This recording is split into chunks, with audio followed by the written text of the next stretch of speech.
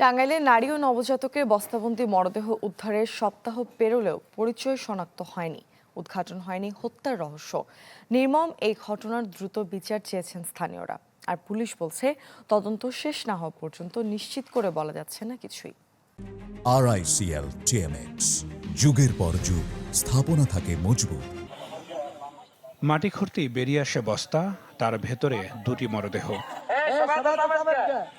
এক মা ও তার নবজাতক সন্তান, যাদের পুঁতে রাখা হয়েছিল নির্মমভাবে। কিন্তু এই নিষ্ঠুরতার পেছনে কে বা কারা আছে? টাঙ্গাইলের মির্জাপুরের গুন্টিয়া গ্রামে ভয়ঙ্কর ঘটনাটি সামনে আসে গেল 20 এপ্রিল। লোহজং নদীর তীর থেকে ভেসে আসছিল তীব্র দুর্গন্ধ। কৌতূহলী হয়ে এগিয়ে যান স্থানীয়রা। খবর পেয়ে ঘটনাস্থলে গিয়ে অর্ধগলিত মরদেহ দুটি উদ্ধার করে পুলিশ।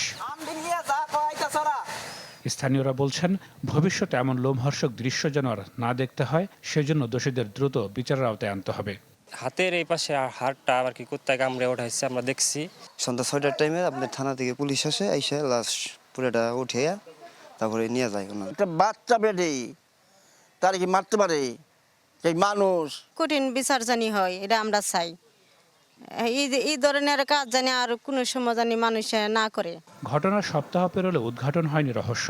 যদিও পুলিশ বলছে গুরুত্ব দিয়ে তদন্ত চলছে, খতিয়ে দেখা হচ্ছে সব দিক। বাংলাদেশের প্রত্যেকটা থানায় ছবি সহ, ভিক্টিমের ছবি সহ মেসেজ পাঠিয়েছে। থানায় যোগাযোগ করছি যে কোথাও মিসিং জিডি আছে কিনা, যে ভিক্টিমকে আমরা শনাক্ত করার চেষ্টা করছি। আর এই ঘটনার সাথে যারা আপনার সরাসরি জড়িত, যে তাদেরকে আমরা আইনের আওতার জন্য আমাদের কার্যক্রম অব্যাহত রয়েছে।